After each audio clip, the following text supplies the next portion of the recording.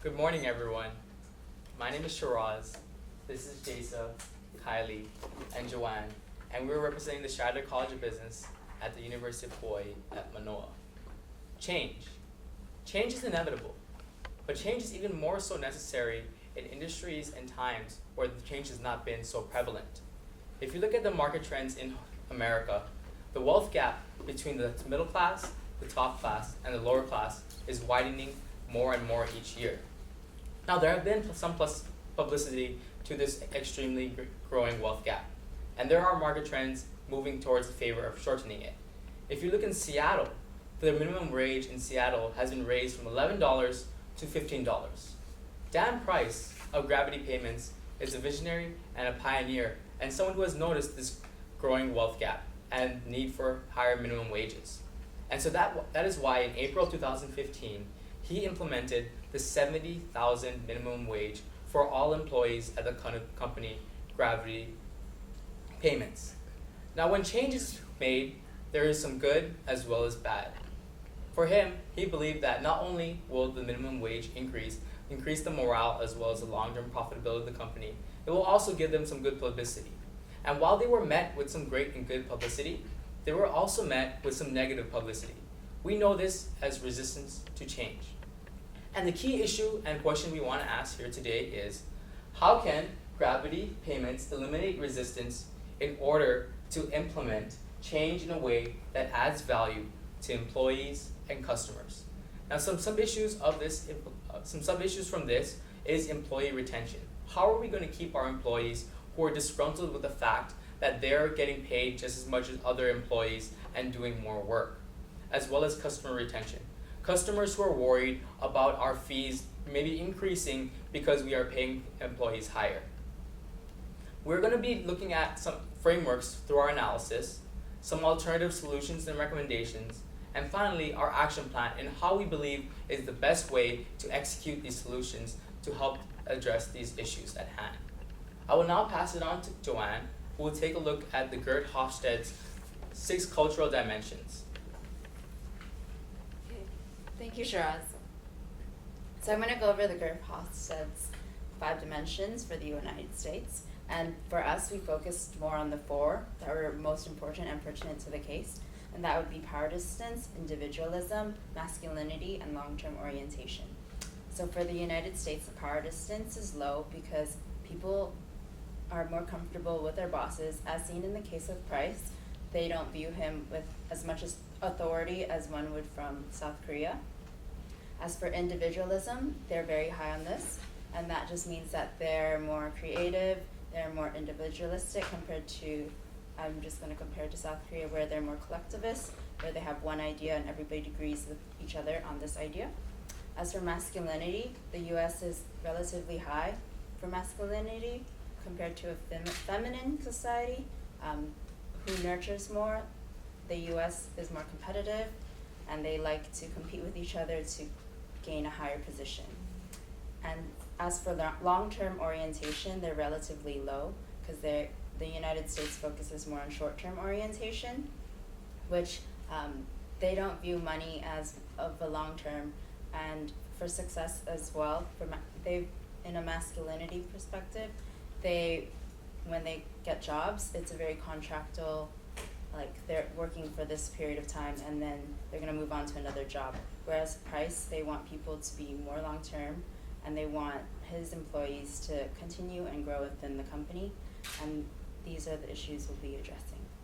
And now I'm going to pass it back to Shiraz, who will be going over the level 5 leadership for Price within Gravity What the Payments. 5 levels of leadership is, it's an indicator of how a leader is based on 1 through 5. So 1 being not so great and 5 being a great leader. We believe in order to address the problems, we need to focus top down, and that starts with Dan Price. At the moment, we feel that he's a level 2 leader. He's doing a good job, but he's not all there. If you look into the case, as well as the news outlets, he's receiving a lot of publicity, and even though he took a pay cut in order to pay for the higher minimum wages, he's also taking on a lot of other external commitments, whether that being public speakings or writing books. He's only in the office literally once out of a week. Based on that, we feel that employees aren't seeing their leader enough as well as communicating with him. And so we want him to be a level 5 leader. And what a level 5 leader is a leader who leads by example and maintains strong levels of communication, not just with senior management, but lower employees as well. Talking to employees, figuring out what their issues are, what do they need, really having a strong presence within the company. We believe that by Dan Price looking at himself and transitioning from a 2 to a 5, this will help us in our implementing our solutions to address the issues that were mentioned earlier. Now I will pass it on to Kylie, who will take a look at the 4 actions framework. So we believe going forward that Gravity Payments should look at these 4 different actions in order to create their action plan. First, we want to create a fair process in which employees feel valued and fairly evaluated and compensated for the work that they're doing. We also want employees to feel that they're voluntarily participating in this price change, that it's something that they can get excited about. Because in the US, income inequality is an issue that many citizens feel very passionately about. Next, we want to eliminate motivational resistance, keeping in mind that responsibility and achievement are high motivators in the United States. We want to properly compensate those who have been given extra responsibility, and we want those who've been given a raise to feel that they've earned it. We also want to eliminate political resistance, and we feel that this is mostly among our customers. Our customers are worried primarily that our higher pay scale will lead to higher fees for them. And you need to increase their loyalty.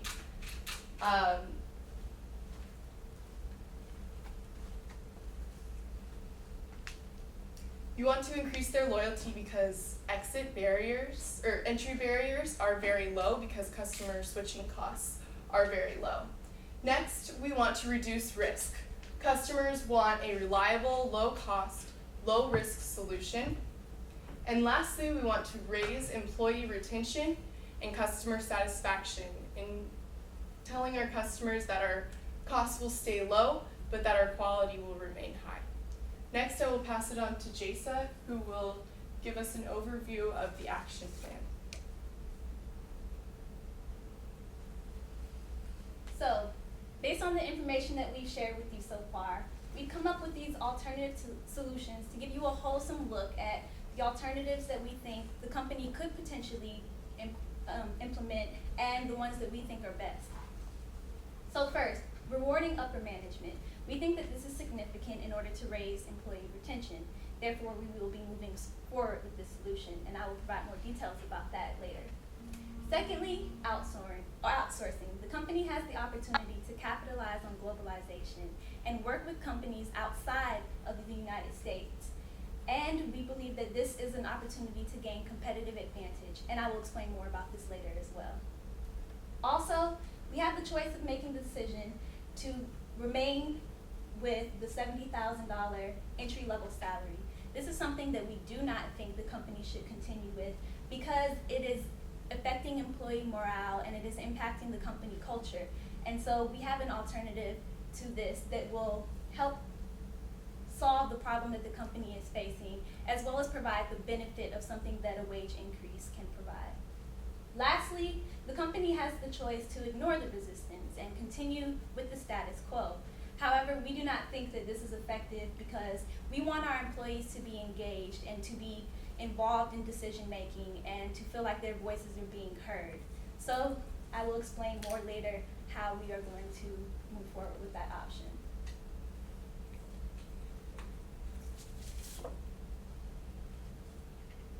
So here we have the solutions that we are proposing for gravity payments. In the short term, we think that a stock buyback would be efficient for management and appeasing their concerns about not feeling compensated fairly for the responsibility that they carry. By doing a stock buyback, they will have the opportunity to have ownership in the company, and they will be able to have an incentive to continue working and providing value to the company. In the long term, for our employees, we think that a performance-based compensation structure will be best. That way, employees are fully aware of how they're being compensated and why they're being compensated, and also for the future, what they can do in order to achieve any goals that they have for themselves. And like Joanne mentioned earlier, achievement is a big component of U.S. business culture, and employees care about being competitive and advancing in their positions. From the customer perspective, in the short run, we think that issuing newsletter reports would be helpful to improve our relationships. Like we said before, customer relationships are very important, and because of how the industry is set up, it is easy for our customers to switch between companies who provide the services that we provide, and we want to make sure that we are giving them the best experience so that they want to stay with us. In these newsletter reports, we will provide details to them about any changes that the company is making, and this will allow them to feel more intertwined with our processes. And if they have any concerns, they will be able to raise them and have their voices heard and have a better understanding of how our business works. Secondly, in the short term, we would like to implement a loyalty program. How this will work is that our customers will be rewarded for having a strong relationship with us. One component of this loyalty program is that it will be tiered. So there will be a bronze level, a silver level, and a gold level. And since one of their biggest concerns is the fees being increased, their position within the loyalty program will allow them to have access to fee freezes that will make sure that they are able to minimize their risk and have a secure fee that they know they can depend on for the future, rather than being worried about fluctuations in our fees based on how our company is operating, and we will be responsible for maintaining that structure.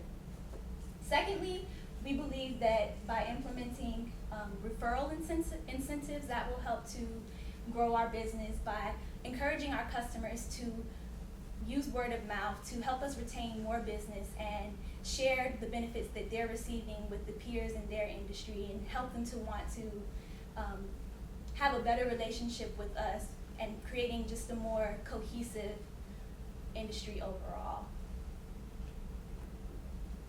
So next, in the long term for our customers, we want to use outsourcing to help create value for them. So we see this as a source of value innovation. And by value innovation, I mean taking the utility that we offer our customers and subtracted by the cost that we endure in order to create that value. So outsourcing plays into this because when we make the decision to outsource, it allows us to minimize our costs and the structure of our business. And it allows them to have more value because it will make sure that we are able to keep our fees low that we have been paid in order for our services. So that concludes my portion on our solutions. Next, I will pass it on to Shiraz, who will do our conclusion. And before we do that, we have a timeline here, which is just a graphic version to give you a visual overview of how we plan on implementing our solution. So in the short term, year 1 through 5, we will do our newsletter reports, our stock buyback, our loyalty program. And then in the 10-year, 5 to 10 year range, we will have performance-based compensation and outsourcing. And the 1 to 5 year does not mean that the loyalty program or any of those things will end at year 5. It just means that the implementation will take place between 1 and 5 years, just for clarification. So now I will pass it on to Shiraz, who will conclude our presentation. Thank you, Jasa. With resistance to change, there is an opportunity. There is an opportunity to address this resistance and turn it in our favor. We believe that raising the minimum wage is an important step for the industry to not only give us great company morale, but to let consumers know that we're a company that believes in investing in ourselves. That is why, to address the key issues that we have encountered, ranging from senior management being upset that they aren't compensated as much as other employees, to consumers feeling unsafe that with our costs, we believe that with our solutions, with the stock buyback purchasing program, to help increase loyalty towards the company, as well as incorporating the loyalty program to make sure that our consumers are loyal to us, we can be the we can be the definers for this change, as well as doing a lot of social good and setting the industry standard. We were extremely happy to be here today, and we would love to take any questions or concerns that you have and explain to you why we feel so strongly about our solution. Thank you for your time, and we will now take your questions. Can I just ask for a point of clarification, actually? Thank you, by the way, that was excellent. You started off talking about the benefit of minimum wage, fixed wage, and you concluded that way. In between, you talked about solution, however, that it's not a good solution. So am I confused, or are you saying that you would maintain the fixed wage, minimum wage? Great question. And so while we do not believe that we should move forward with a fixed minimum wage, we do believe in rewarding employees properly and giving them a livable wage. And so that will be done with our pay scale increase. So basically moving forward, what we'll do is any new employees that want to work for Gravity Payments will be put on this pay scale, and based on their performance reviews from other employees, management, their pay will increase as their performance and responsibilities increase. And so not only are we incentivizing employees to perform well and get compensated, we're also paying higher than what is normally paid, as well as focusing towards our long-term good of our company. So yes, we do not agree with the minimum wage that we have in right now, but we do believe in paying employees more based on their work. I'd like to add to that. So it's not that we don't believe that the minimum wage is the best solution. We do believe in having a fair wage, as Shiraz said. However, we want to make sure that we implement the wage in a way that is fair to all of our employees. And so we feel that the decision that Price made was made without the consideration of all employees. And so by implementing a performance-based compensation structure, it will help give all employees a fair opportunity to be promoted and to have incentive. And that will make sure that there's less resistance. So that is the purpose of why we are changing from, just rewarding a $70,000 wage to a certain number of employees. We have a solution that offers all employees the opportunities to advance. Very good. Okay. It was a very good presentation, and anyway, very competent, well thought through. I think the solution was good. It was better than what Price actually proposed it, or what he actually implemented. My question is, why do you think there's a resistance to change is actually an issue? He actually done that in his own company. Yeah. He done it, it was actually implemented. Mm-hmm. So why do you think resistance to change is actually an issue within his company or within the society? I think it's more from within the society than more within the company. He's trying to implement that idea within that part of the world. I think it's a problem. Are you asking why do you think wage that resistance to change is a problem in his company? Because you mentioned that a number of times. Okay. Why do the employees see the wage raise as a problem? Yeah. Okay. So to answer your question, why we see this, why it is a problem within the company, right? Because you're just looking externally. Yeah. So internally, it's an issue because senior management, who are already getting paid $70,000, are doing this amount of work, right? You have an administrative assistant who's getting paid $50,000 is now bumped up to $70,000, right? So her work is like this, and his work is like this. And so the problem is, we're getting paid the same, but I'm doing way more work than you. So what justifies you making just as much as me? And if you look towards the future, that's actually why some employees left, because they felt undervalued by the company. And so we feel that that's why there was resistance to that change within the company. Joanne, did you have something you wanted to add to that? No, I was just gonna say Sure. Apologies, Joanne. Sorry. Just to add to that a little bit, when we first were looking at the key issue, we thought that motivation of the workforce might be our biggest problem.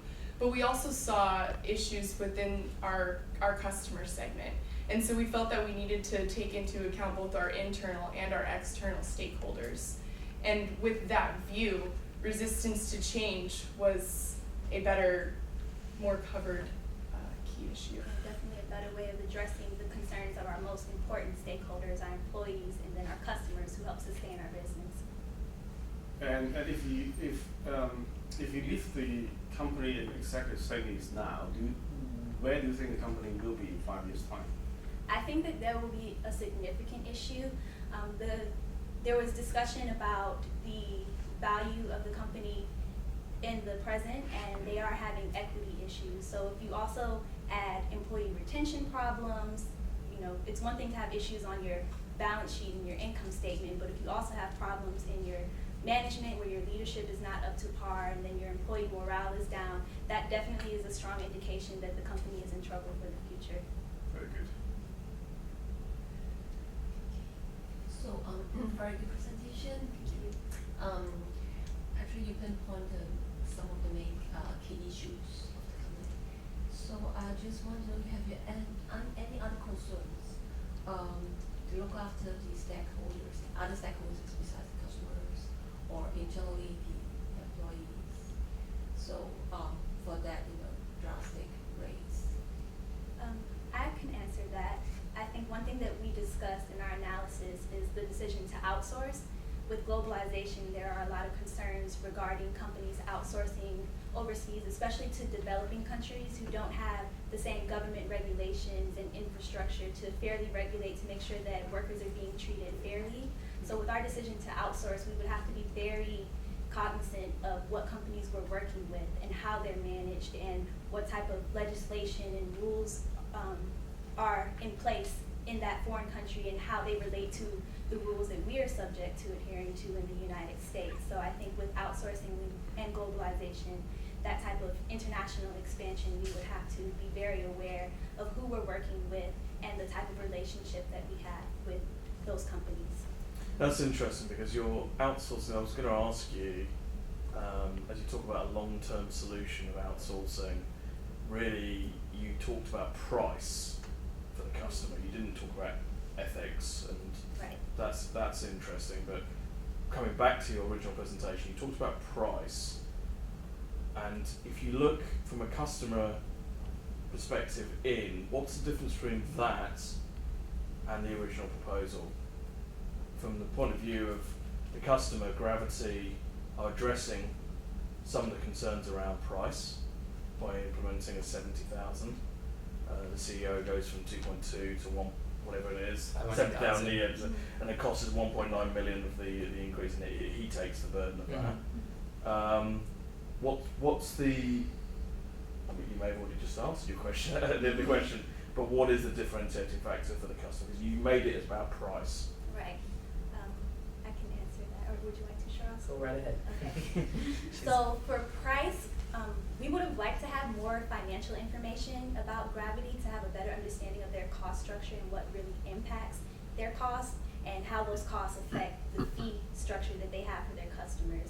So we worked under the assumption that if outsourcing was able to reduce the cost for the company, then that would allow them to have innovation and have more flexibility in how they structure their fees for their customers. So by lowering our cost in whatever area we were outsourcing, we would be able to maintain the fees that we were issuing or demanding from our customers, or even lower them.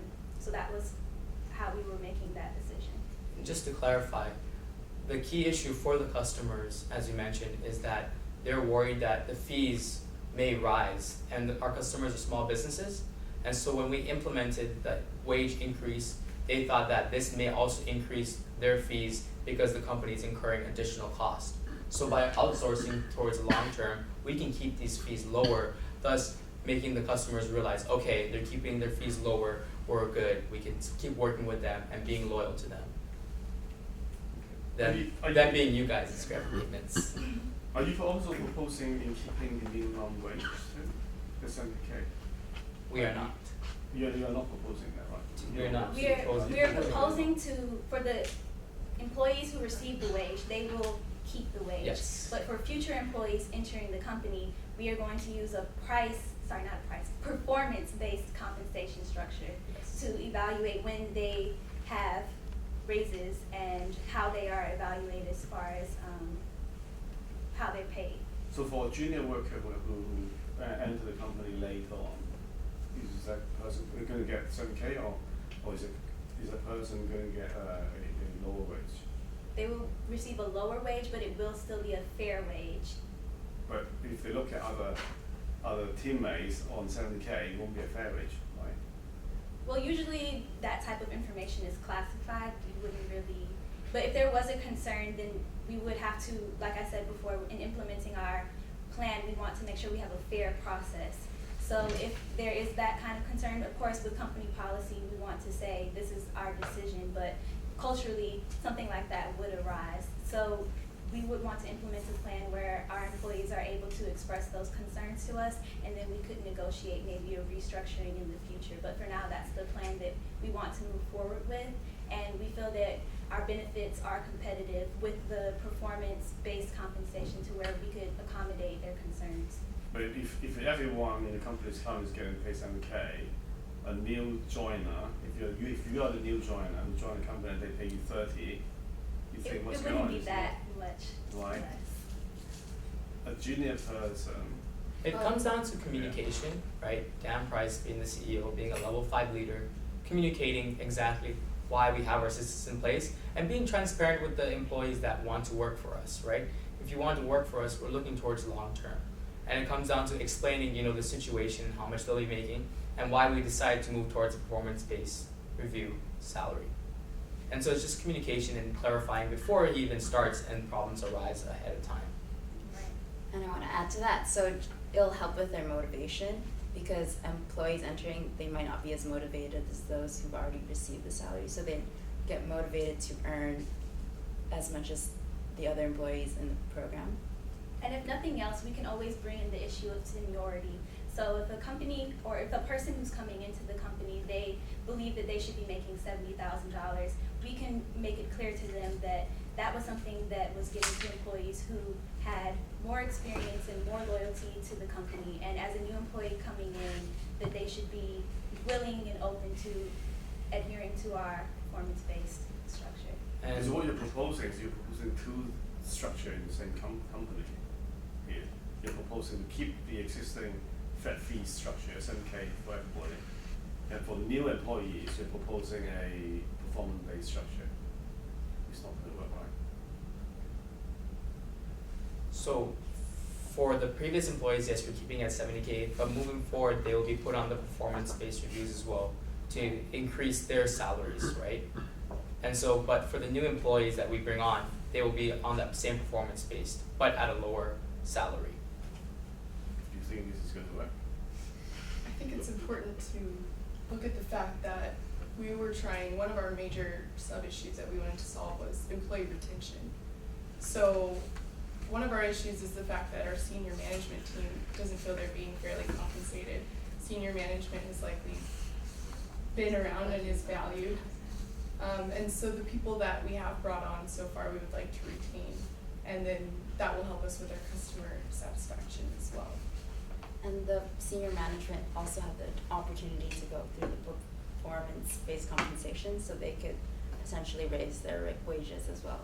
So we're keeping the 70,000 for the ones that have already received it, and everybody is able to increase their wage through performance. The alternative would have been to say, we're not going to do the 70,000 anymore at all and take it away for everyone, and that definitely would have affected employee morale. So we felt it was a better solution to allow the employees who have already received this raise to maintain it. However, as a company, we decided that moving forward, we weren't going to automatically incentivize new employees without proper performance evaluation. You had already kind of implied your 5-point scale for the CEO leadership. You kind of implied that the current CEO had already demotivated his staff by the proposal you now want to knock out. Isn't really a further proposal to actually knock your CEO out.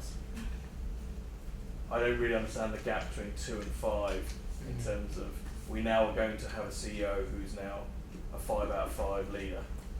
I don't really, it's I suppose a difficult proposal, but it kind of says that the CEO had a bad policy and you're now removing that policy. We're more so saying that there is an opportunity for improvement, and we feel Including like the CEO. right. Okay. And we are not so much focusing on whether or not the decisions made in the past were good or bad. We are looking at how Okay. can we improve the decisions that have been made Okay. for the future betterment. So CEO's of on a the entire performance company. improvement plan. Okay. Yes. Okay. Very good. Thank you very much. Thank you so you. much for your guys' time. Thank you.